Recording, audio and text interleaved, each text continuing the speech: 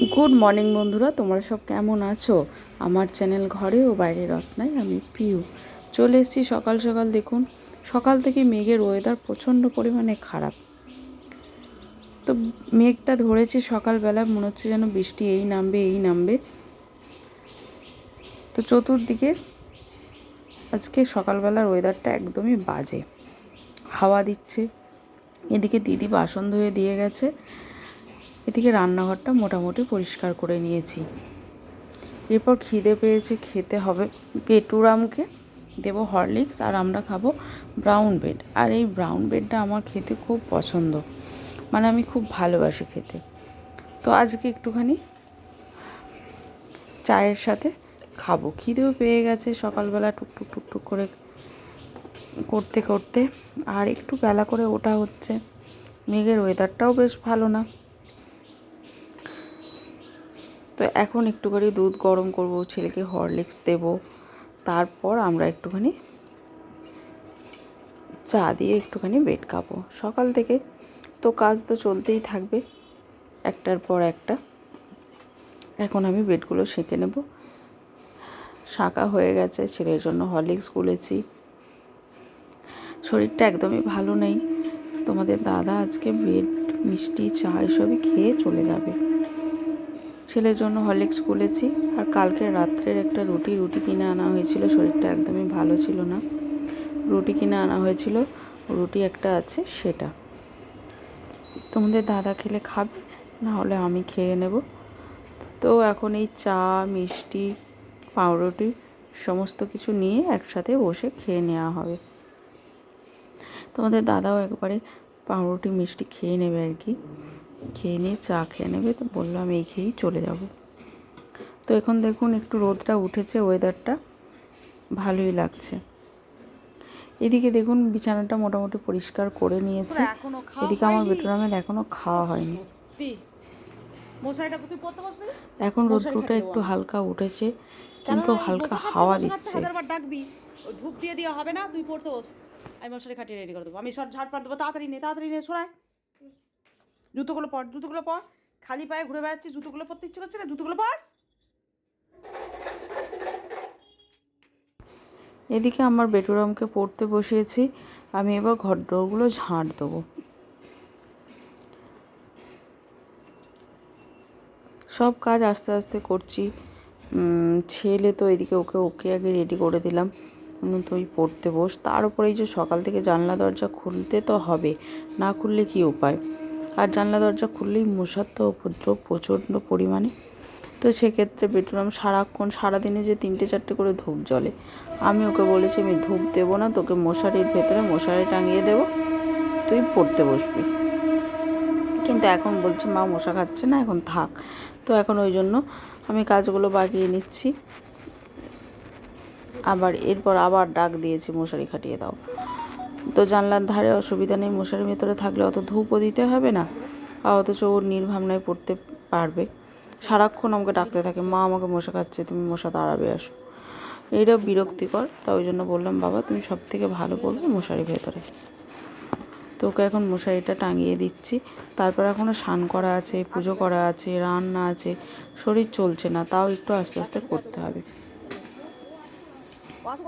এখন আপাতত নিশ্চিন্তি, ও এখন আমাকে আর ডাকবে না, ও পড়া ও করতে থাক।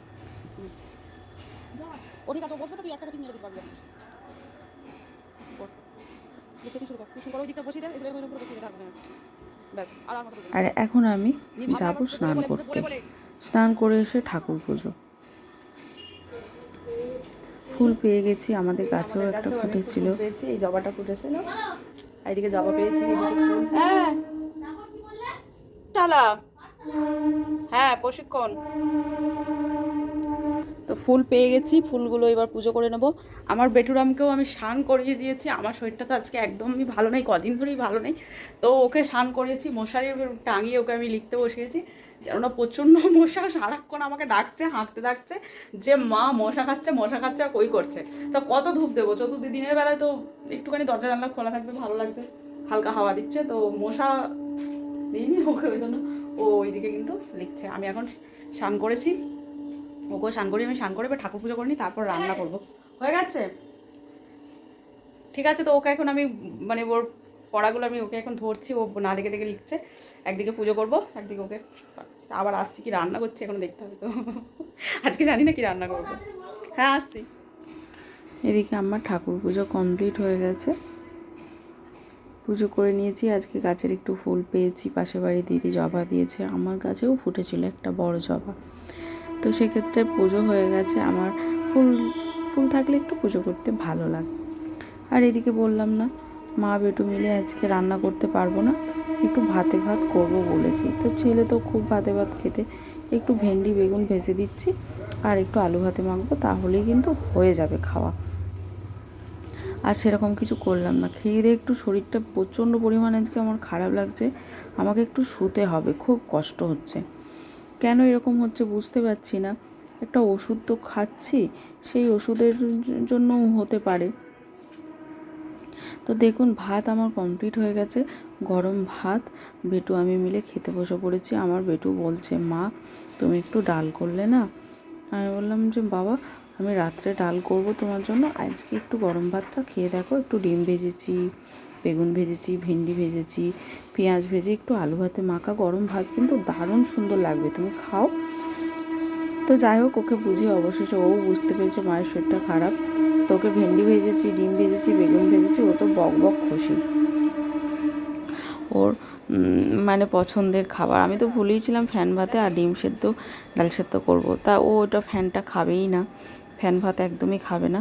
তো সেক্ষেত্রে শুধু ঝুড়ো ভাত করেছি, গরম ভাত আলু মাখা দিয়ে, বেগুন ভাজা, ডিম ভাজা, ভেন্ডি ভাজা দিয়েও খেয়ে নেবে।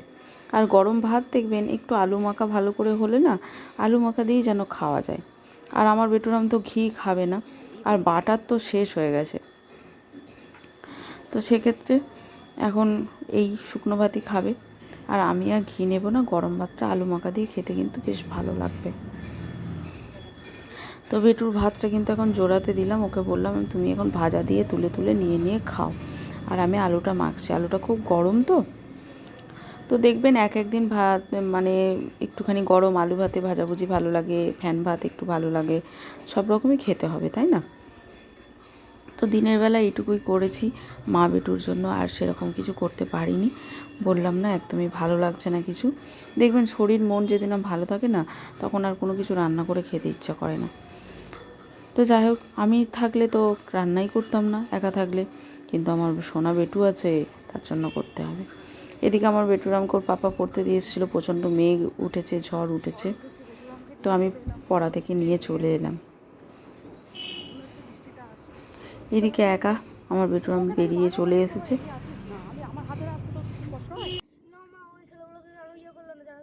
আমি দেখেছি কি তুই আগে এগিয়ে চলেছিস, আমি কি করে ধরবো তোকে? ওই জন্য বললাম রাস্তাঘাটে সব আর নিশ্চয়ই তুই রাস্তায় কিছু করেছিস, এক সাইডে চলছিস।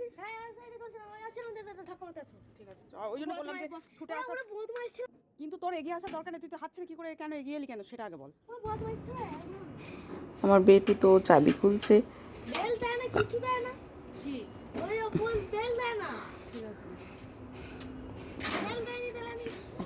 ওর পাপা পড়তে দিয়ে এসেছিলো, আমি যেয়ে নিয়ে এলাম।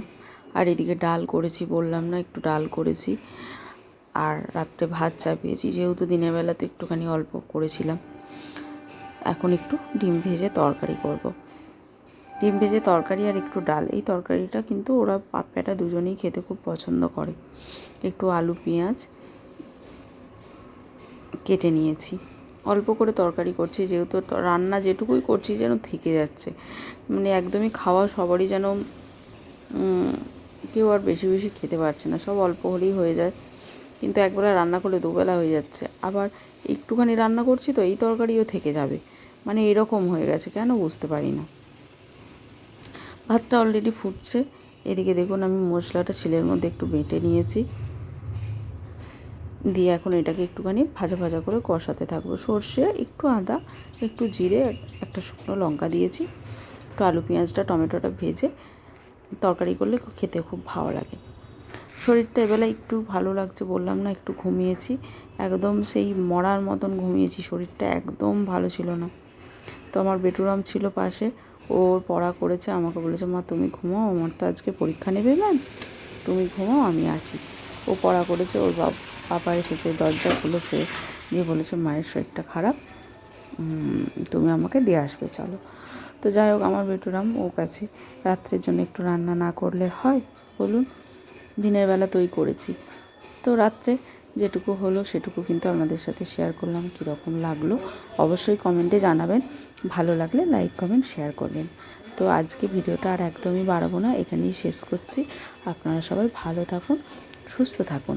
আর আমি তো আজকে রান্না করেছি গরম ভাত, ডিম ভেজে তরকারি, মুসুরির ডাল, আর দিনের বেলা 3 পিস বেগুন ভাজা আছে। রাত্রের জন্য এইটুকুই রান্না করলাম। কীরকম লাগলো অবশ্যই কিন্তু কমেন্টে জানিও, কমেন্ট করে বলো কিন্তু। তো আজকে এইটুকুই রাত্রে রান্না করলাম। রাত্রে রান্না একদমই এখন করি না, কেননা একবেলা রান্না করে নিচ্ছি, দুবেলা হয়ে যাচ্ছে। কিন্তু আজকে তো দিনের বেলা ওইটুকুই করেছি, আপনারা তো জানেন। তো সেক্ষেত্রে ওই জন্য রাত্রেবেলা একটু রান্না করে নিলাম, ডাল, ডিমের তরকারি, ভাত গরম গরম। তো চট জলদি চলে আসুন, খাবার জন্য তরকারি রেডি।